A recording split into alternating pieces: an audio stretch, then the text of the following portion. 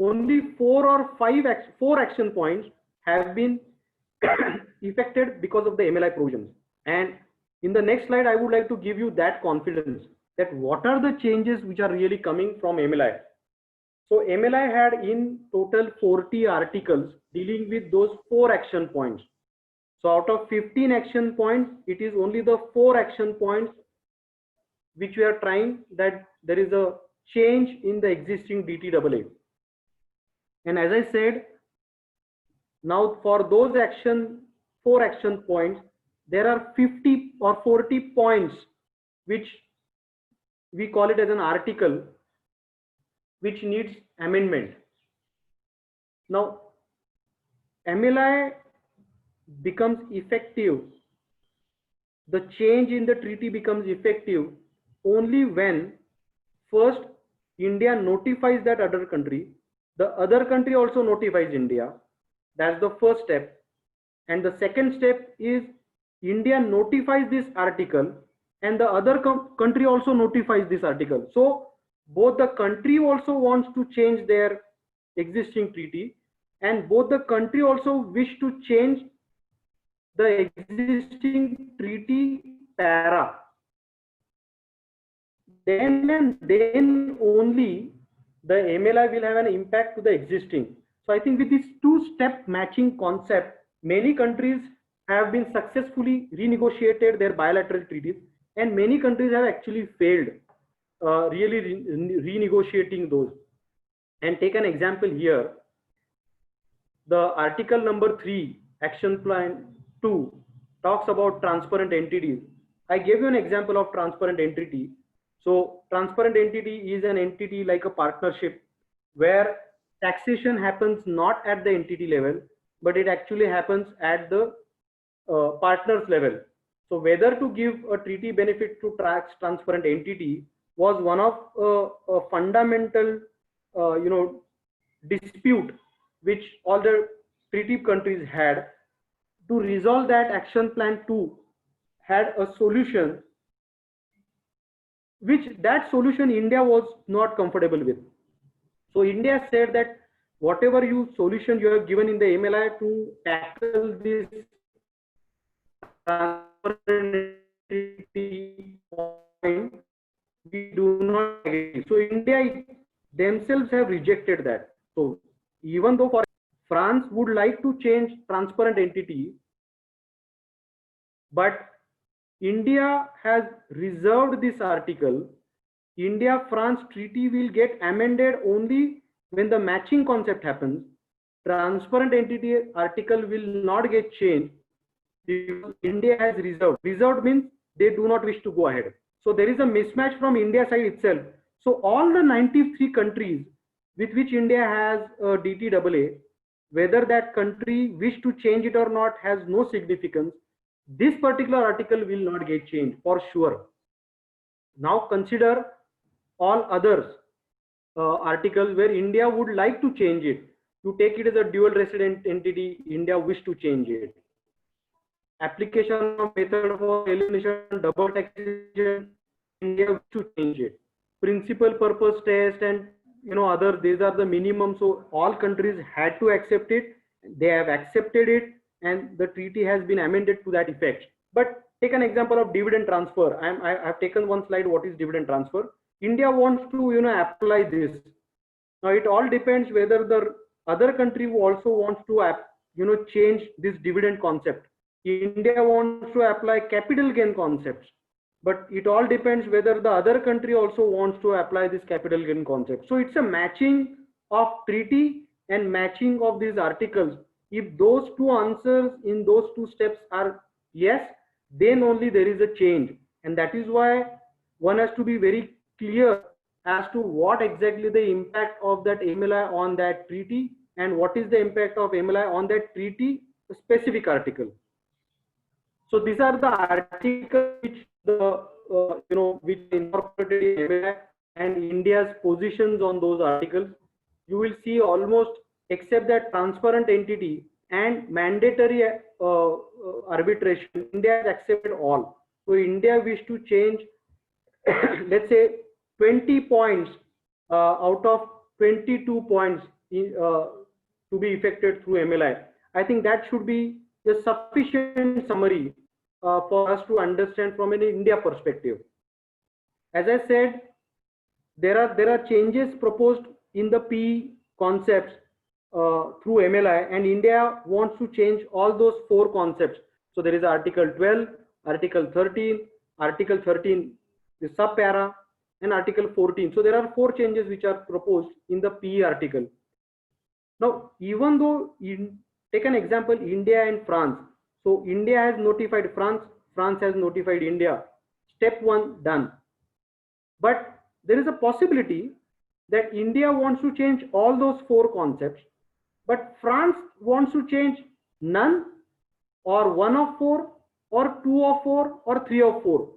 And therefore, you have to be very careful in interpreting the India-France treaty now with respect to the MLI changed position, because every treaty partner has taken a different stand, and that is why you need to interpret this.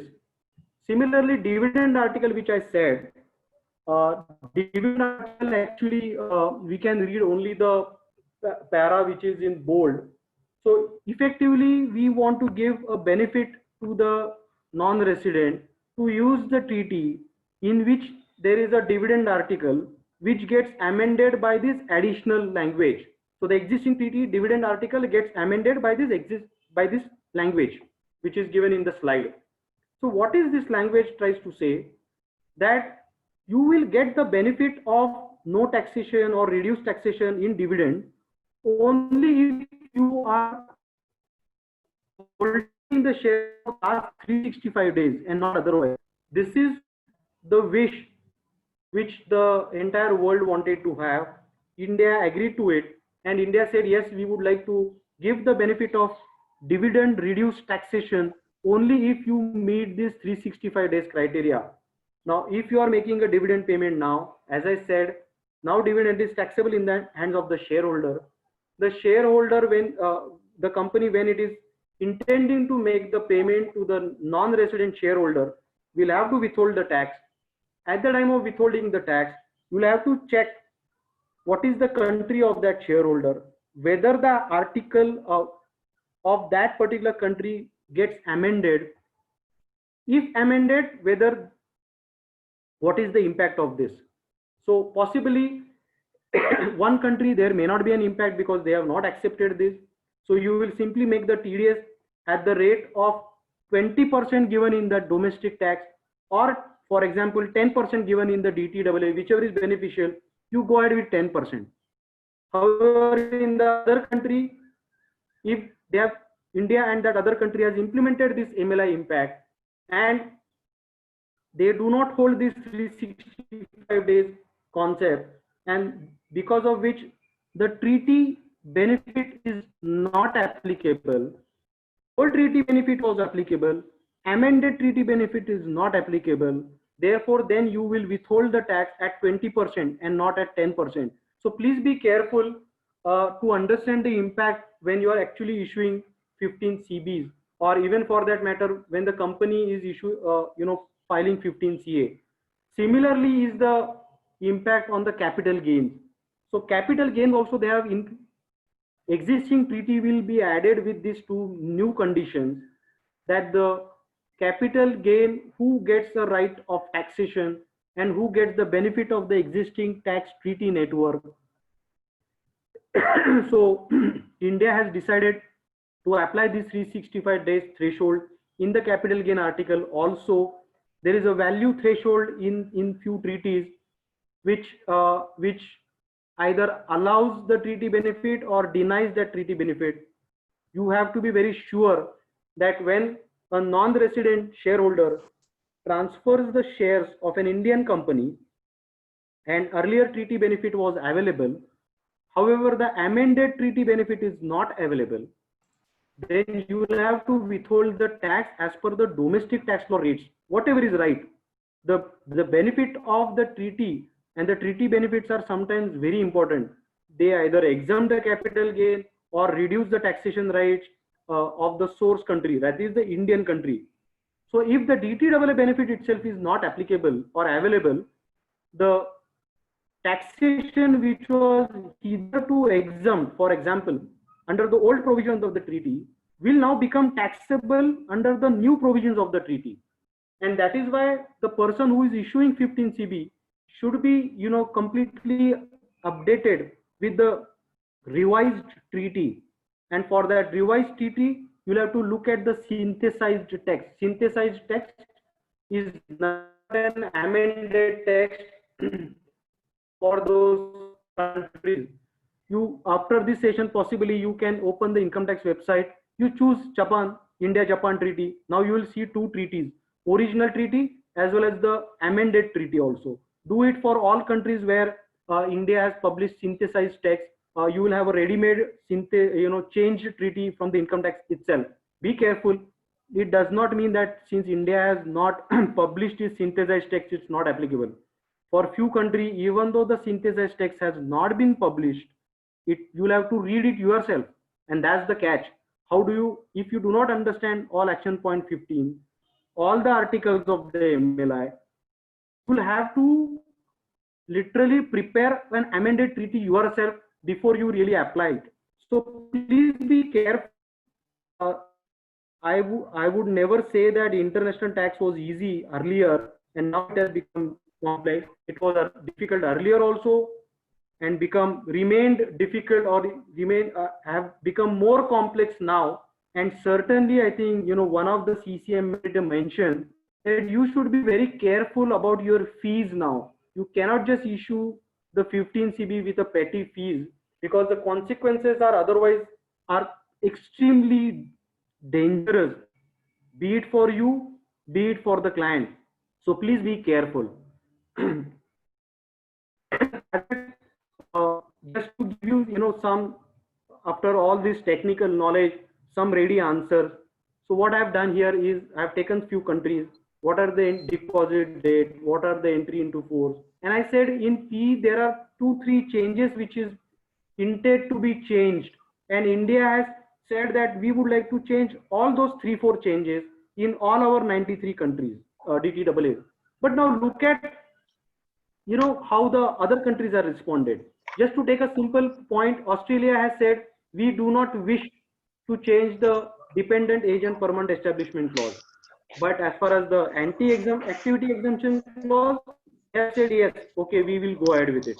So it's not that all the 3 are accepted or all the 3 are rejected. It is a combination of anything and everything.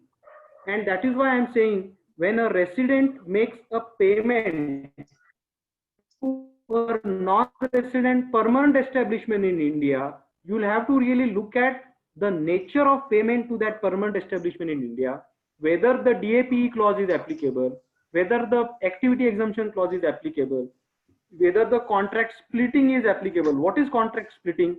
So if you all know, for example, if France resident is executing a project in India, we always say that installation fee comes into the picture, and I'm assuming for a moment gives a 180 days criteria. So if France resident comes to India and do some installation activity, and that activity is only for a period of 150 days. So that 150 days will not trigger installation fee for France. And therefore, whenever you are making a payment to that France resident, there is no fee and you will not withhold the tax at the net taxation rate. However, what many countries actually did, or many, not the countries, the assessees, to execute this project, if you really require 200 days, they splitted the contract. So France company A did one part of the contract, which was for 120 days, and France company B, which was associated of company A, executed the second contract or second leg of the contract of 80 days. Now, if you really look at it, be it company A did not satisfy 180 days, be it company B did not satisfy 180 days. So earlier logic was P is not there. However, with this amended concept, if accepted by both the countries, you actually combine the 2 periods. Once you combine the 2 periods, it is 120 days of company A, 80 days of company B. So therefore now there is a PE, and now the payment will be completely of a different nature than no PE scenario, and that is what the real impact is. So you'll have to really read the treaty, really read the example to really decide whether there is a change or not. Similarly, as I said, we try to understand the dividend article change. We similarly try to understand capital gain article change. If you really look at, I again said India wanted to change dividend article also, India wanted to change capital gain article also. But now look at the country positions. Australia said, okay, dividend article we wish to change. So it is, they do not wish to change. So Article 8 will not amend the existing treaty. However, they said, okay, capital gain article they wish to change. So there is no one thumb rule which you can say that this is change, that is not change. You have to actually open the synthesized text, or you really read the MLI position given by India, MLI position given by Australia, and prepare your synthesized text on your own, if not published by the department. And you will come to know that every treaty will have a different ramification for every different article. And those who have accepted the change, that additional article will get added to the existing treaty. Those who have not, the old treaty prevails. So coming to the last point before I give the answer for the first table, I said India and China wanted or they were in the MLI concept since day one. However, they decided to change their DTAA not through MLI but by bilateral negotiation. So they actually had a bilateral negotiation, and whatever they wanted to change through MLI, they actually changed through the actual bilateral negotiation. So now you see, for example, anti-splitting, the concept which I just said has been changed. The preamble is changed. Extended P, which is nothing but the dependent agent P, has been changed. The definition of independent P changed. Closely related enterprise concept changed. Entitlement of benefits changed. So whatever was possibly could have been an impact of matching concept through MLI, they have actually done it through this bilateral negotiation. Now coming to the last slide of my section 2, and then I will move to the specific transactions. I don't know, I think I am exceeding some time, but I'll try to cover those transactions because of its importance. If you really look at those 10 trading partners and the nature of article, interest, dividend, royalty, FTSP, and you can prepare your own client's data, whether your client is making a payment to USA or whether it is making a payment to Sri Lanka, I don't know. So you'll have to make a similar kind of impact analysis for countries for which your client wish to make a payment and you intend to issue 15 CB, and the impact for individual article, like interest article, is there a change? Dividend article, is there a change? Royalty fees article, is there a change? P, I said there are 3-4 changes contemplated in the P article. Whether all P articles got changed or not. Look at Netherlands, for example. I have said P article, Netherlands column partly. What is partly? Out of 4 changes which are contemplated in P article, only some have been accepted by Netherlands and some are not. We took an example of Australia also. So that gives you a overall understanding that whether the article has changed or not. And please use this concept of impact analysis once you start issuing 15 CB April 20 onwards. Because of view 1, 2, 3, depending upon which view you prefer, you may have an implication April 20 itself. Sometimes it may have an April 21 itself, but the nature of payment, the country of remittance, the change may have an impact while certification of 15 CB. may have an implication for the company for which you are issuing and the company while it's filling 15 CA. So I think that was the, a big point which is really changing the international tax. Don't look it at like, Corona thing, because pehle Corona aaya, everyone was so scared and everyone was quite diligent. Now the number is more than 1 lakh. People have started become relaxing. Don't do this for Corona as well as for MLI. In MLI, there is a possibility that India will now start renegotiating the actual treaty if the actual impact is very minimal through MLI. And therefore, in near term, I will not be surprised to see that the India has successfully renegotiated many treaties for that matter and achieved the MLI results. So please be careful when you are making a payment, country and the nature of payment. So I think with this, let me go to my last section where I wish to cover a few payments. Abhishek, actually we are already quite late. I'll require some time to explain each and every nature of payment. How much time I can extend the session?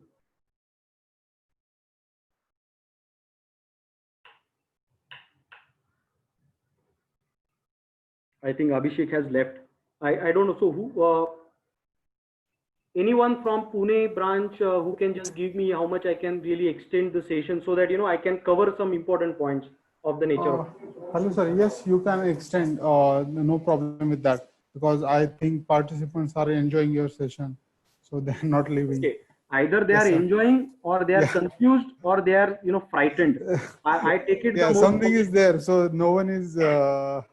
No one has left yet, so we can continue. Okay. Yes, sir. Thank you. So I'll try to be now brief with my concepts of making a payments and the nature of payments. Now here we are, come out of a MLI for a moment because this nature of payments I have considered what are the judicial views in general while you are making a payment. So I think the most important is when we make a payment for purchase of software. Since last 3 years or maybe more, I don't know exactly, but there are number of cases pending before the Supreme Court and including the bigger one. And I was told even year back that you can expect this judgment from the Supreme Court anytime. 2 years gone, 1 year gone, nobody's functioning. We are still not getting any judgment. And unfortunately, different high courts have taken different judgments or different views. Fortunately, we are not in Karnataka. Karnataka has taken the worst view. So those payers, so if you are making or if you are issuing any certificate to a payer who is having a place of business in Karnataka or registered in Karnataka, and that payer is making a payment to a non-resident for purchase of software, don't be under the wrong impression that you can give a no TDS certificate. However, if you are really issuing the certificate to, let's say, a person registered in Maharashtra or person registered in Delhi, you can use the judgments which are favorable. So what I'm trying to make a point, because of the different high courts have given different views, and Supreme Court is not in a mood so far so good because of their other important points possibly pending at their end, has not given their view. There is no uniformity at the moment, and we have to live with this uncertainty. However, once we make this understanding of payments to non-resident for purchase of software, we cannot just generalize this. We'll have to really understand whether the payment of software is for use, internal use. So you have bought the software for your own business, possibly some different considerations and different case laws to be used. If you are using this software or your client is a trader, so he imports the licenses and sells those licenses to Indian recipient. And what stand he should take at the time of making a purchase of those products, at the time of making a payments to non-resident? Or there could be a scenario where you are actually purchasing an equipment which has an embedded software. Take a simple example that you wish to have a direct, purchase of Apple iPhone. And Apple iPhone is nothing but a hardware, but the hardware has no value. It also has the software in it. So are you now going to say that while you imported this component, have you made a payment for mobile, or a mobile plus software, or it's a software which is more important? And these are the ticklish issues which many times happens when you make a payment for software. So considering limited time, I will try to now put my thoughts or the logic and the answer straight away. So when you have plethora of cases at the moment from Delhi High Court, including Mumbai tribunals and many other tribunals and high courts, that payment for software when you do not have a right to reuse, right to use is different, and making a copies or allowed to use the IPR in the software is different.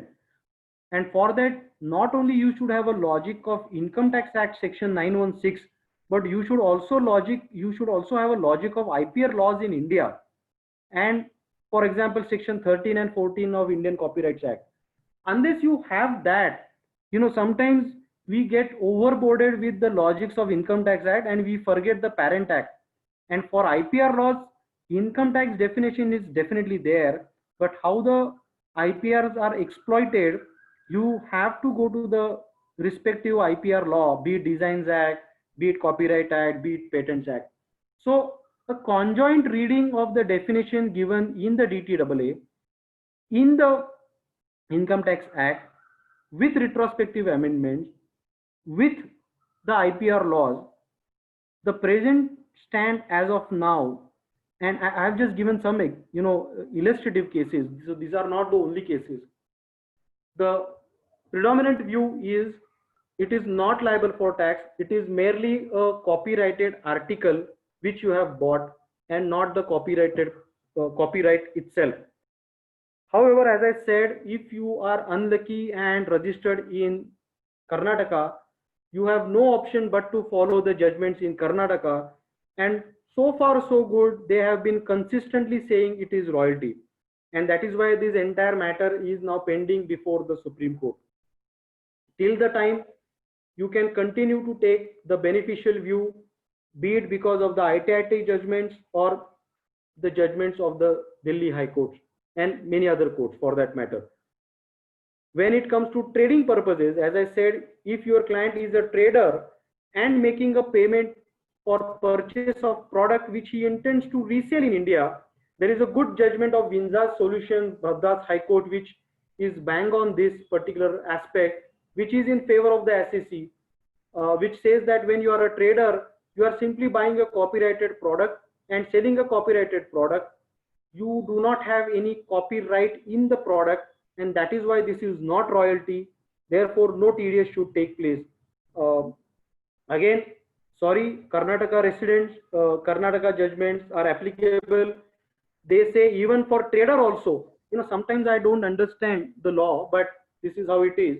But Karnataka residents cannot take a beneficial view for even trading purpose. They'll have to use the judgments of Karnataka High Court. In one of the judgments, they have made a passing remarks of even for trading, it amounts to royalty. So for all other states, it is no royalty. You can take a view, but for Karnataka, you cannot take a view. Again, software which is embedded in hardware, predominant view is when you are making a payment for the hardware and software is not distinct from the hardware, there is a copyrighted product and not a copyright. So when you are making a payment, you are just making a payment for a copyrighted product, and therefore royalty does not get triggered. Royalty article and taxation under royalty 916 does not get triggered, and therefore there should not be any withholding. Very interestingly, sometimes I really wonder who makes the law. whether it is the SSC who really makes the law, whether it is parliament, whether it is executive, or whether it is judiciary. But let me tell you, there are the fourth pillar of creating a law is the SSC and the consultants, and I believe in it. So sometimes we only suggest something different, which really creates one more situation. And if you really look at the third case law which I have given here, Mumbai Tribunal in ACFA Healthcare, it is a tribunal judgment where actually when the product was imported, they had given a different percentage for hardware. The value was 1, but the percentage was given to really there is a different custom duties for hardware and software. So to discharge the custom duties, they had given how much custom duty will be paid on hardware and how much custom duty will be paid on software. And how, I don't know, how the income department also comes to know such, innovative cases which the SSC creates. But then they said, okay, on hardware you don't pay and software you pay. And apparently there is nothing wrong in it. But if you really look at the substance of that purchase, and someone has to really read this case, quite interesting. The substance of this was the purchase of the product. And only for the customs purposes, the value was bifurcated, and the ITAT said that the dominant and essential character in this transaction was equipment or machinery and not the software on which you paid the customs. And because of this, the entire transaction was not liable for TDS. So different situations, different answers. It's just that how much depth of judicial decisions you would like to read and come up with a new ideologies, new concepts, new confusions. But this is how it is with respect to payments of software, be it end use, traders, or embedded. Reimbursement of expenses is the next item, where again 5 chartered accountants will go on left, 5 will go on right. What essentially I think we have to understand when we are really talking about reimbursement of expenses is, when you are making this payment to a non-resident and if you feel it is a reimbursement of expenses, the logic is try to look at whether the payment, if you have made directly, had you made directly to the non-resident, whether that would have been taxable. So consider a situation that the parent company of an Indian subsidiary, I am just taking a typical example. So parent company pays to the third party non-resident, gets an invoice from the third party, and gives that invoice to Indian company because it is for the Indian company purchase. What Indian company says that the parent company has not provided me this, they have bought it from a third party. So therefore this is a reimbursement of expenses, and that is why this is not accessible to tax. My personal logic is, I would actually look at this transaction, had I made this payment from Indian subsidiary to the third party non-resident, whether that expenses would have been chargeable under the treaty. If yes, I would say that reimbursement will still be liable for tax and not otherwise. But one has to go to the facts and simply don't go with a concept that reimbursement requires TDS or reimbursement does not require TDS. It will depend on facts of each case. There are cases against which I have given. I follow this concept that I really look at the actual transaction. Had it been a payment by Indian resident to the direct non-resident who has given that services, and I will disregard subsidiary or parent company for that matter.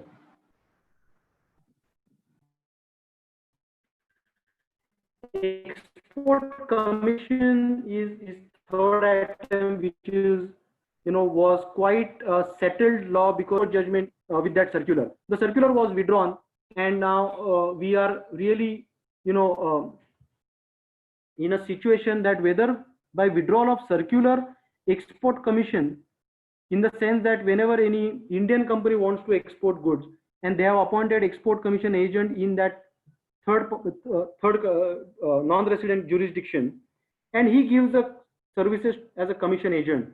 whenever you are making a payment to that non-resident for commission, whether it is liable for tax. Earlier, there was no confusion because of the Supreme Court judgment and that circular. But because of the circular is now withdrawn, we always have a confusion as to whether this export commission will be really liable for tax. A simple answer, I would say, you still have a Supreme Court judgment. Supreme Court judgment is binding whether there is a circular or no circular. So if there is a commission, and if that commission, the non-resident has given services outside India, this was earlier also not taxable, today also not taxable. Understand where the problem lies. In the garb of this export commission, this non-resident commission agent is also giving you many services. And there is the problem that whether those services which are in addition to the commission agent will be liable as FTS. And if you really look at some of the case laws on the right hand side, which are the cases against, actually tries to differentiate between the export commission payment and the payment for those services. So in the TNT worldwide, this is the case, ITIT Bangalore on the right hand side, bottom corner, which tries to really characterize that payment and went to the substance of the payment. And the substance of the payment was, yes, it is a FTS. So even though on the invoice, it was a payment for export commission, the nature of service in substance was FTS, and that is how they recharacterized it to FTS payments and liable for tax. So one has to be really clear what is the nature of payment is for, and then decide. If it is export commission, I don't see any new law which is really required. But if it is a nature of payment other than export commission, you need to be careful. In the lawyer's fees, I will only say if the lawyer's fees is by individual or a firm, you'll have to really understand that FTS article is not applicable, because there is a specific article, independent personal services, and we often make a mistake as to always looking at FTS article and not looking at IPS article. IPS article is applicable to all individuals, and also in some treaties is applicable to partnership firms as well. So be careful which treaty you are following. And if you are making a payment for a lawyer's fees is an example. So if you are making a payment to any individual non-resident, IPS article will come into the play. Be it lawyer's fee, be it professional fee, be it consultancy fee. You please check IPS article, and there are number of judgments in IPS article which says that unless that non-resident individual has a place of business in India, the payment made to that individual will not be taxable in India. So you have to be sure whether you are making a payment to company for which IPS article is not applicable, and when you are making a payment to individual, IPS article is applicable. When you are making a payment to other than individual and company, please check whether IPS article actually includes that nature of payment or that nature of person, and apply treaty accordingly. Online database, again, I think because of equalization levy or because of some other judgment, there was some confusion as to online database. When you actually subscribe to the online database, many organizations do it. I think it is a more or fair settled law that online database should not be liable for tax. There is no payment royalty coming into the play when you are making a payment to online database or server access.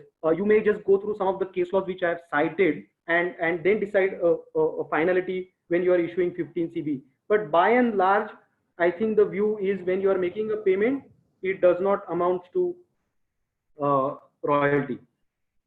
Salary reimbursement, I can only say when the non-resident deputes its employees in India, you have to be sure whether those persons are working for non-resident in India or whether those employees are now working under the supervision and control of the Indian company. because many times what happens is their salary is still paid by the non-resident and Indian company reimburses that salary to non-resident. The moot question here is if that non-resident is giving the services to the Indian company, then it amounts to FTS. However, those employees are deputed to India and those employees are working in India for Indian company under the supervision and control of the Indian management, then it is a salary payment. Basically, whatever salary payment non-resident company is doing for the moment outside India is a temporary payment on behalf of the Indian company. In that case, you can simply take that this payment is actually a reimbursement and not liable for tax. So again, I think, in international tax, facts speaks more than the case laws. So you'll have to really look at in which facts you fit and apply this accordingly case law rather than simply coming to the conclusion that secondment of employee, salary reimbursement, TDS is applicable or not applicable.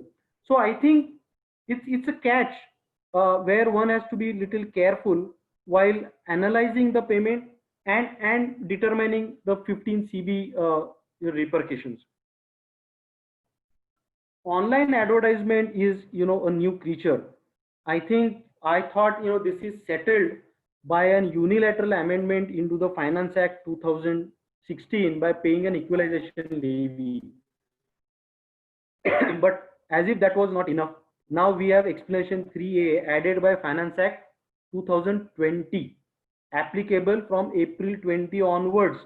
So now consider a situation that you are making a payment for online advertisement.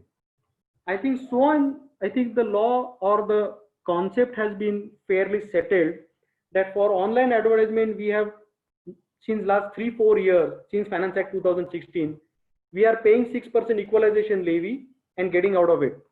But this explanation 3A, which brought a new amendment into the tax law, Indian tax law, which says that when online advertisement is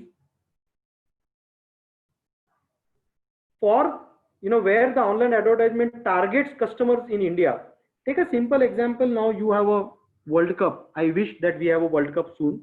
So if the World Cup is there in UK, example, and Indian companies actually does online advertisement. So many a times nowadays those World Cup matches are shown on some website as well, and now you have a online advertisement on those websites. Are you now going to pay equalization levy at 6%, or now you are saying 3A is applicable because that customer, the companies which are giving those online advertisements essentially wants Indian residents to watch those online advertisements and buy their products in India. So it targets Indian customer. Now there is a catch here. Which one you should do?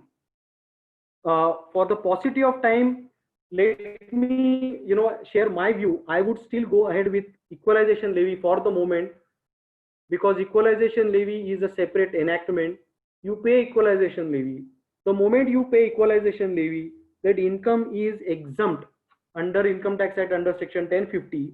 So one type of payment which is exempt under section 1050 and a separate section 9 explanation 3 tries to tax it, you can definitely take a beneficial view that one section gives you exemption, other section tries to tax you. I would go with exemption and therefore leave it at a point that pay equalization levy and do not pay any tax, income tax under the explanation 3A. This is my view. This is getting debatable at the moment. This is a new law applicable from April 2020 onwards. Maybe you want to discuss with your consultant and take a final view. I will skip technical consultancy fee. It's natural, normal. Try to look at whether it's 917. Try to look at whether it is the individual receiving the payment or a non-resident company receiving the payment.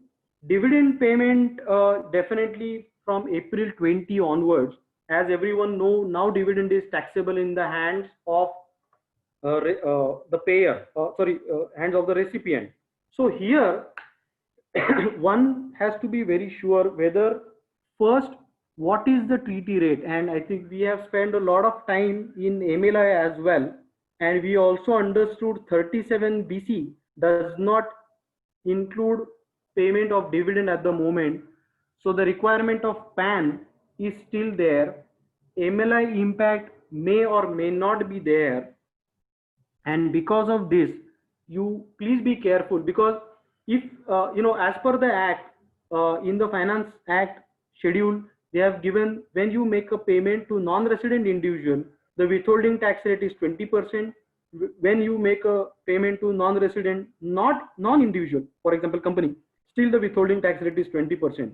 So either you can withhold tax at 20%, or I would still say that you can take a benefit of the DTAA provision, wherein the dividend article in the respective treaties do prescribe for a reduced rates, or some treaties do prescribe for non-taxation of dividend. You can still take that view and make the payment according to the reduced rate of TDS. But please follow the law. Uh, this dividend payment article was almost not functional for a long period, because company were only paying DDT, and the shareholder income was exempt. But again, I think this is revived post April 20. And please be careful when you are making a payment. Don't forget to look at the beneficial ownership anti-abuse clause embedded in the treaty itself. Don't forget to look at the anti-abuse clause intended to be inserted through MLI provision, if at all applicable to that treaty itself. Payment of EPC contracts, possibly sometimes, one may require entire day when you are making a EPC contract payment, and a related TDS consideration.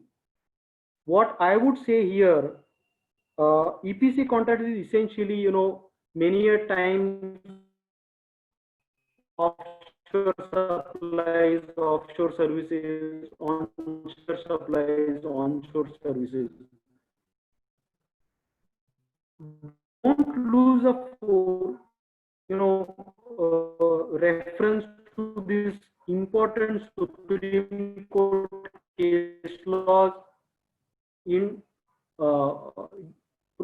pronounced in 2007, and it's a Supreme Court judgment that when you have an EPC contract and the bifurcation of the supply portion and service portion is done with the consent of buyer and seller, and there is no tax evasion by shifting the payment portion between supply portion more and service portion more, you need not make it as a composite contract. So two conditions: you look at the contract, whether it is divisible or indivisible. You look at the separate prices for supply portion, service portion. If the prices are properly given and there is no tax evasion, then you can safely consider payment for supplies separately and payment of services separately. Payment of supply will not be taxable if the ownership and title has passed outside India. However, payment of services may be taxable because of the FTS clause. Some treaties actually say that if you have sold the goods and the services are ancillary to the services for goods, then they are not taxable even given onshore. So I think it depends. The underlying principle is how to read a composite contract and the divisibility of that composite contract, and try to look at the taxation for individual contract or the entire contract together. Because the moment you say that you have to look at the both the portions and you have a taxable presence in India, you have a problem, because you have to determine the appropriate sum taxable in India, and different other consideration will come in play. I have given some logics as to what are the impact of acceptance test. There is a Delhi High Court Erickson judgment. I have also given uh, a judgment of LG Cable, wherein they try to give the impact of payment terms. Sometimes we say that the payment is done after successful completion of commissioning or installation. Does that automatically mean that the transfer and title has passed inside India? That was the case of LG Cable. Maybe you would like to read it.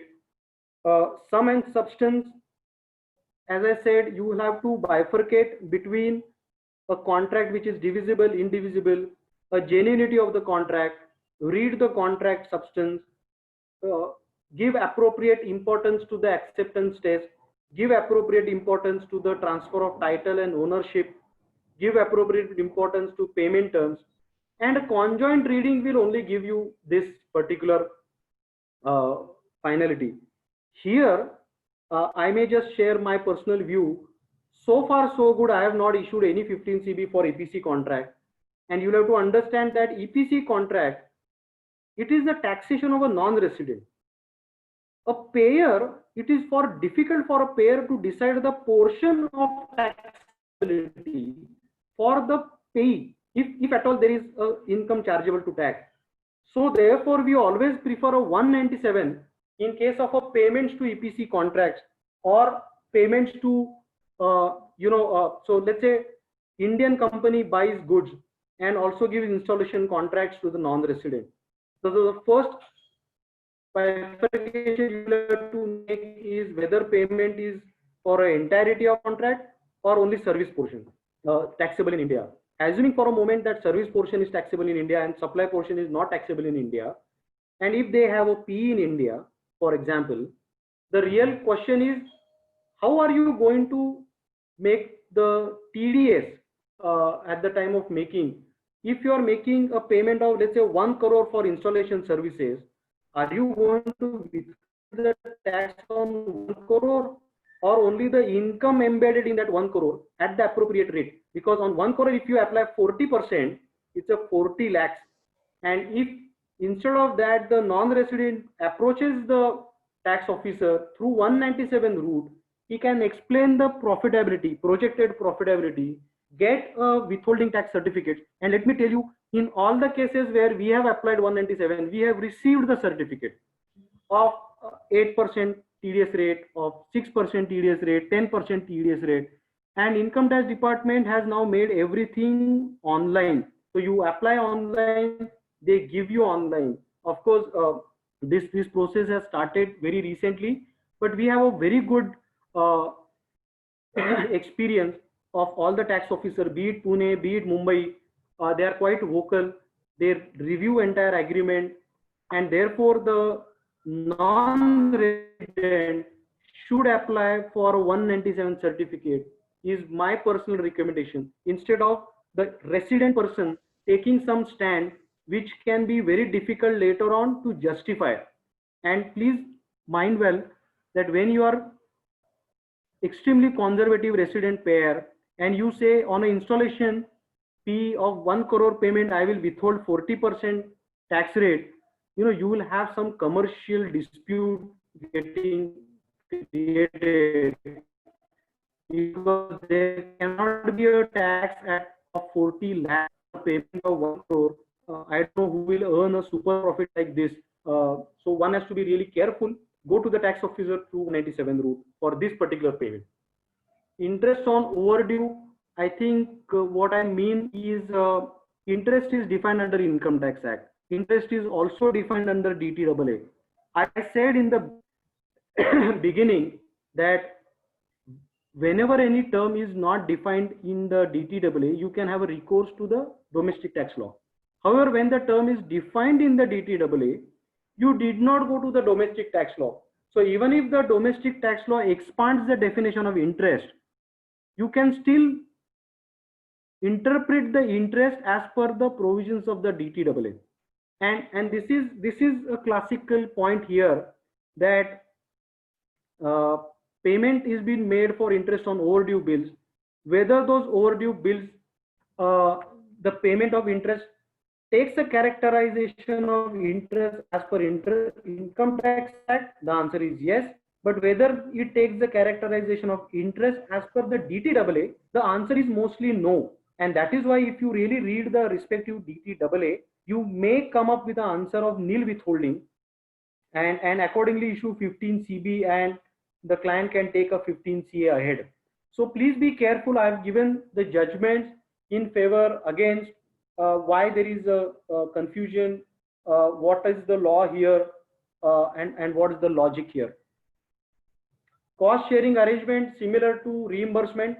Cost sharing arrangement means foreign parent company most of the time incurs the cost, which they then distributes, to all subsidiaries across the globe. And this is what a cost sharing arrangement is. So the cost is incurred by one company, but since the benefit of that particular purchase is for many subsidiaries across the globe, there is a cost sharing, and often the confusion arises because this is not a reimbursement. Reimbursement is a transaction where foreign company purchases something for you and actually charges the same amount to you. This is a reimbursement. However, cost sharing means they incur the expenditure, but they allocate the expenditure on some equitable point to all the subsidiaries. Now, India is a subsidiary of some foreign multinational, gets a invoice from parent company. You cannot ask for an invoice from the third party, because the third party invoice may be extremely of a large amount, and only a small portion of that large amount is being debited to you, or invoice is raised on you. So this is the controversy, whether it is taxable or not. You may want to read a Supreme Court judgment in AP Moller case, where this issue was discussed.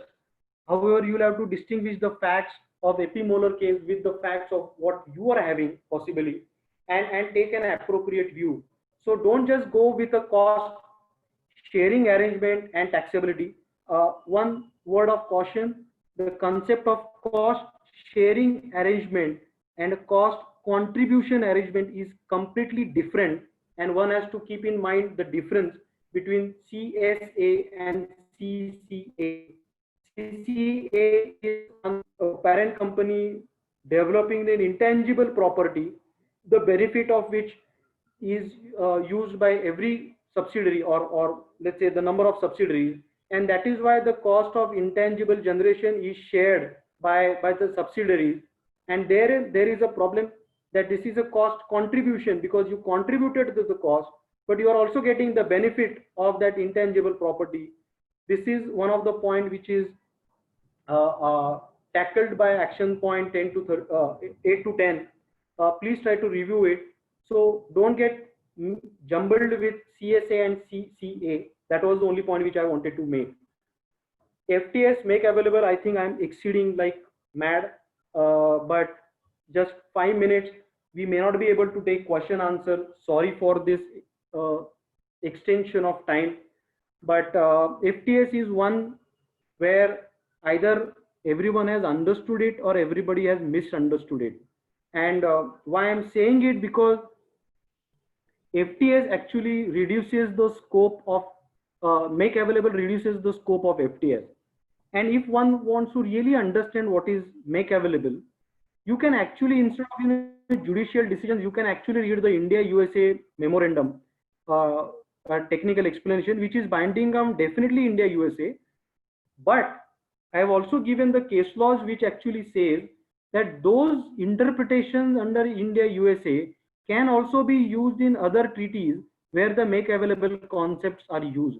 And mind well, make available concepts are used in number of countries and not only in India USA. It is also there in India UK, it is also there in India Singapore.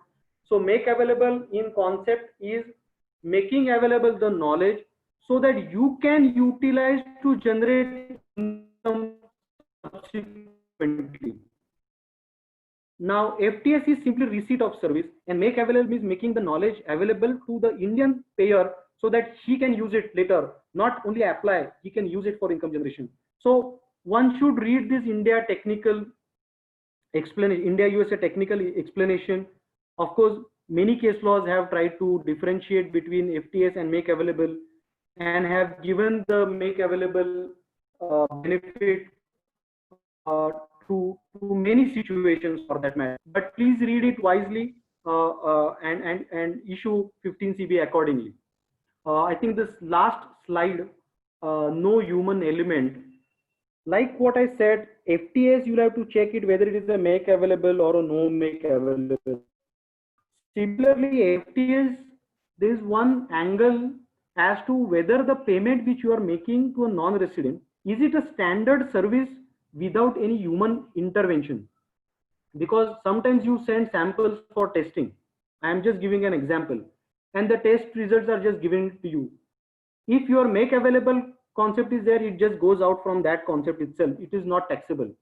However, there are judicial decisions and an interpretations which says that when you are making a payment to a non-resident, where the non-resident has used the machines to really give these services. For example, as I said, sample testing. This payment does not become FTS. This payment is actually FTS as per the DTAA, but there is a good Supreme Court judgments to interpret FTS in Bharti Cellular and Kotak Securities, wherein they came up with a logic that the term technical is with the term managerial and consultancy in section 917. So for managerial, you need a human element. For consultancy, you need a human element. So for technical services also, you need a human element. So if human element was involved while giving those technical services, FTS is triggered. However, when human element is not involved in giving those technical services, there cannot be a FTS triggered. Though the judgment, one judgment is in international tax concept, the other Kotak security judgment actually is a domestic tax judgment which tries to interpret 194J read with the definition given in 917. So you can use this, and we have in fact used this concept when we are making a payment to a non-resident. So I guess with this, friends, I would like to end my session. Extremely sorry, I have stretched this much beyond the time which was allotted to me. And as I said again, when I was in the morning, I was being asked to deliver a judgment. It was quite different because I was supposed to deliver it tomorrow. Not only because of I would have got some extra time to prepare my presentation or further improvise my presentation, but by that time even Phadke sir would have completed his knowledge and wisdom and the logics, the macro logics of section 90, 195, section 9. But I think we are in a situation where you understood the micro points earlier, but still macro points are equally important. So I wish you all the best for tomorrow's session, where Phadke sir will be actually taking you to a different tangent. I tried to give you answers for some specific things, and he is going to take you to a different level. 32,000 square foot he will be riding his aeroplane. So please be prepared for his session tomorrow, and I should thank you, the chairman, who was really innovative in deciding this kind of a course, giving me an opportunity, including Ameya, who designed this course and was always instrumental to sharing of knowledge in international taxation. Extremely sorry because of we have exceeded the time limit. I don't feel it's appropriate to even further exceed it by answering few questions. I would have loved to answer those questions, but what I would request, maybe you can park those questions to even better person, none other than Kishore Phadke. You can ask him tomorrow if the time permits, or you can send me your questions. I have given my email address here, and I'll be happy to answer those questions as quick as possible. So with this, I hand over this again back to Pune team, Pune ICI team, and thank you once again for giving me this opportunity. Abhishek, all yours. Thank you very much, sir. Indeed, it was great session. Although you had very few time to prepare yourself for this session, as we asked you today only to give session instead of Phadke sir. And although this session went for 2.5 hours, but we didn't feel like that. It was so informative and knowledgeable session that we thought this was so interesting, and you were explaining from your bottom of heart. So we never felt that we are exceeding the time limit. Only you were saying that we are exceeding time limit, but we never felt that, sir. Thank you so very much for this informative session, and you spared your time for us for this informative session on NRI taxation. Thank you very much.